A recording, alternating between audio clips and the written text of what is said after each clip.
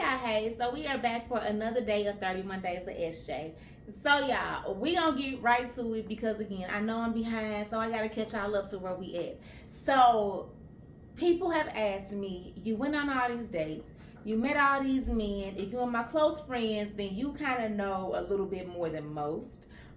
Just because I don't want to share anything that is not solidified, right? So the answer to the question, am I single? I am still single. But for me, single means that I'm not married or that I'm not engaged.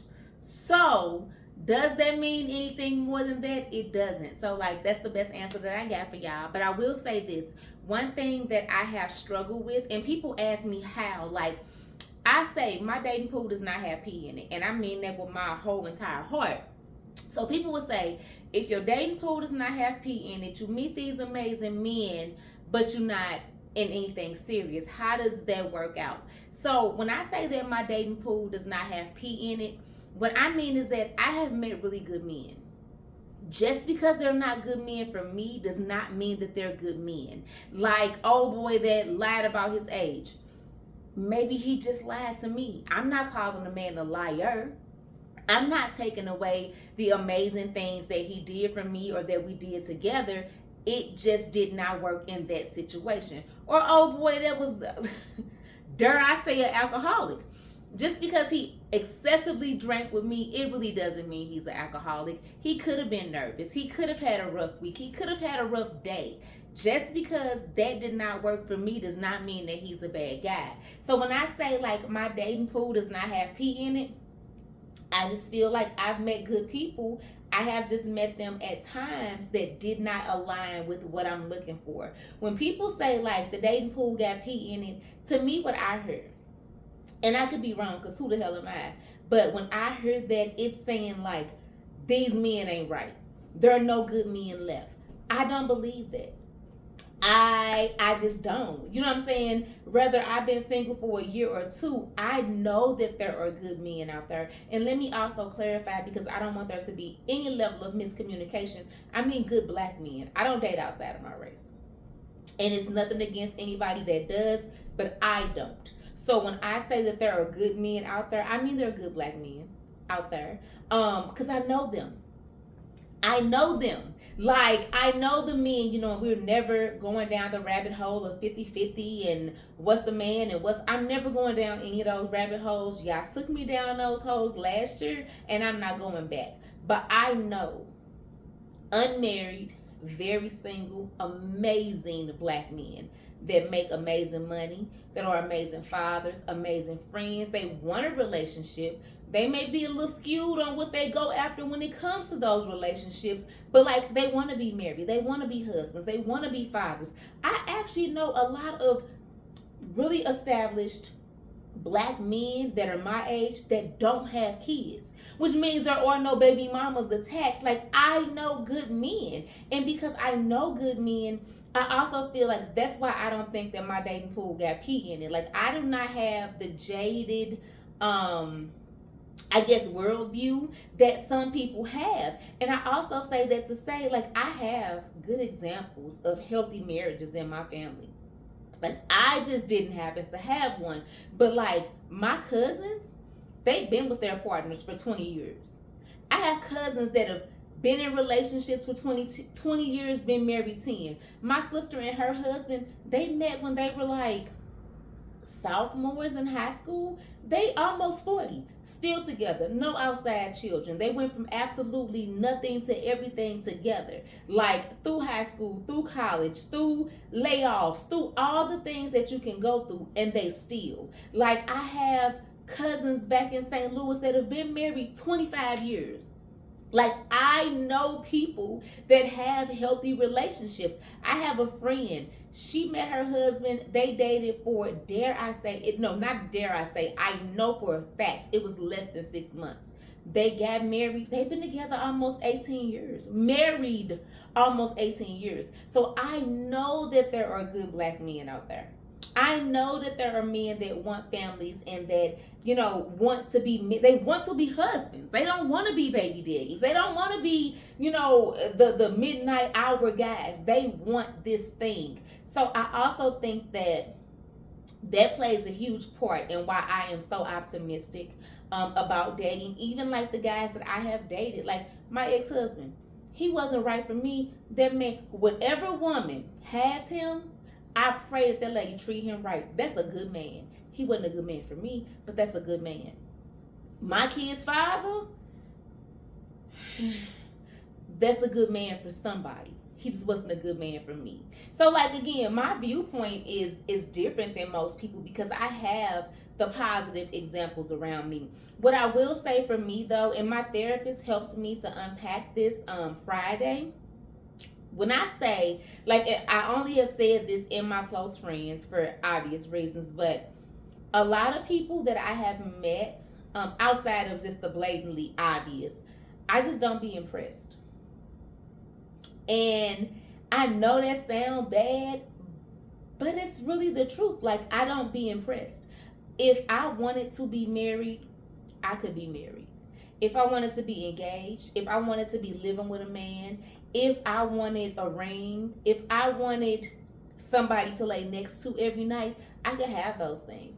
There is, again, I have not experienced a shortage of men. I just haven't. But because I don't just want anything, like, it's people around me that just settle for anything, and I hate that for them. Like, every time I see them, I giggle and you fool. Like, I literally just be like, you just doing anything with your life. You just out here freestyling with this one life that God gave us. Like, you know you don't get another one, right? Like, you know that this is the life that we have, and you really out here making horrible decisions on purpose with this life. To not know better is one thing, but to know better and not do better blows my mind. I don't ever want to be that girl. One thing I say, anything that I talk about or that I preach about, I don't say anything that I don't do. I don't say anything that I don't believe in or that I'm not willing to follow. I don't give my friends advice that does not logically make sense to me, right? So because I see people in these very weird, very unhealthy, very unstable relationships, and because I talk to them about them, I dare not go get one. And so one of the things, again, that's only disclosed in the close friends is I don't be impressed with people. And like, no, that does not mean I want you to jump in the air and like stay there for 10 seconds. It means I have not met a man. Let me not say I've not. I know 2 men right now that I'm impressed with. But outside of them, I've not met a man that's impressed me. And I could not figure out what that meant, right? So I asked my therapist, and I'm telling her, like, these are the characteristics. This is this. And I still can't get to this. Like, what is the disconnect? And what my therapist helped me to realize is that in order for me to be, like, impressed with somebody, I have to see forward motion in them. I have to be able to look at them and see their future. And like, don't get on her being all weird. I know things change. I know life changes. I know we can plan ABC and God can say, no, we gonna do XYZ. I know those things. But I have to see the potential progression in you, right? When I meet people that are just stagnant, I don't like them. I don't know how to like them. And like, what I mean, so I'll give you an example. So like, when I met my ex-husband had been at his job maybe 10 or 15 years. Very good job. I mean, to pay the bills, but like, there was nowhere else for him to go. There was literally nowhere else for him to go besides where he was at. And that was due to experience, education, you know, just the company itself. He was where he was going to be. And if you know the story, we together, my ex-husband left the job, went to truck driving school. I cashed out my 401k. We bought an 18-wheeler. He has been successful ever since 2014. um, I saw him grow. I saw that potential in him to grow. And he also allowed me, because at this time I was not his wife. We just went together. Now, mind you, we only went together for a year unmarried. Like, we were engaged within 2 months. We were, from engagement to the wedding was maybe 13 months. This happened before we even got married. This, me cashing out the 401k, me relocating to his state, him quitting his job, like all of these things happened prior to marriage. One of the reasons why I married that man is because I knew where he was going. I didn't know what it looked like. And there were lots of moments where I didn't have faith. And that was one of the reasons why we aren't together, because he felt like I did not fully believe in him. Like, I believed in him, but not how he wanted. And in hindsight, I could have done much better. But I knew that that man was going to be exactly who he said he was going to be, right? So when I meet men now and they are like just content with, like, I want to say the bare minimum, but for them it may not be the bare minimum. For them it may be, this is just what I have to offer. And I think a lot of that comes from like what you've been exposed to. Like, if you come from a family where nobody's never really done anything, nobody has any accomplishments, nobody has, anything for you to aspire to be or be better than, you will be content with the bare minimum. Like, for me, for example, there was a period where I had, when I got married, there were 2 married couples in my family, like not including like my mamas and my aunties who had been married, but like other people, it was 2. We weren't really like a marrying family. Like, we were like a baby mama type of family, respectfully to all of my people, but like nobody had that. So like marriage never crossed my radar until much later. Even though I was married, I didn't really want to be married. In terms of, I didn't know what it meant to be a wife. Let me clarify, because I don't want my ex-husband to feel any kind of way, because I'm never talking about him or our situation in a negative way. But like, I did not have wifely aspirations because I hadn't seen those. And so it's the same thing with these men. If, getting a job is all they've ever seen their family do, that's all they're going to do. And it could be a job that just barely pays the bills. But if that's their standard, that's all they're going to do. Like, why would you do anything different? You know what I'm saying? So, like, even, I give you another example. Houses. I could have had a house 17 times over before, last year, and my credit did whatever it did because I was laid off. But, like, my sister and her husband had a house built, like, COVID-ish time. That was the first person, maybe she was the second, because I have another cousin that had her house built. But like, they were only like the first 2 people to like own their homes, like brand new, big, beautiful homes. And it was like, me and my ex-husband had a house together, but owning a home never crossed my mind because we were a family that rented. Everybody just paid rent. So that's what I mean when I say like, people who do not aspire to be more. So now that I've kind of learned more and I desire more, and like I really work hard to do more, and I teach more to my child, when I meet men who are like just like coasting through life, they could be the most amazing men I've ever met. Like, I met this one guy, y'all, everything about him was ideal. He didn't want to do anything better. He didn't want to go anywhere besides where he was. And like, could I have lived like a bare minimal, simple life with him? I could have. Would I have been happy? I would not have been. Because I want more, right? So like, that's what she told me. She was like, you really have to have somebody that you can grow with. So like, even not, like I had a period where I wanted the 6-figure, you gotta come with this, that, and the other. And I know that people frown heavily upon saying I'm looking at the potential in people. But like me right now, I mean, I want you to be solidified in whatever you got going on, because we like 40 plus now. But like, if I see it in you, I can respect that. If I see like, this is where I am because this is just my circumstance, but I want to do more, that impresses me. Like somebody who says, yeah, I got 1 acre, but I want 3. I'm trying to figure out how to get it. I'm impressed. If I see somebody that's like, I got 60 college credits, I need 60 more, I got to figure out how to go get it, I'm impressed. Like if I see somebody that say, okay, I made it to executive level at this company, but my next goal is to be the CEO at mine, I'm impressed. And not only am I impressed because I see that in you, but like it gives me a sense of purpose. Because one thing I've learned about myself too through therapy, and people have been telling me for years, but like I am a helper. Like I am a builder. Even with my friends now, I see things in them that they do not see in themselves. Anybody can tell you, particularly if you're from St. Louis, anybody will tell you, if I can help you, I'm going to help you.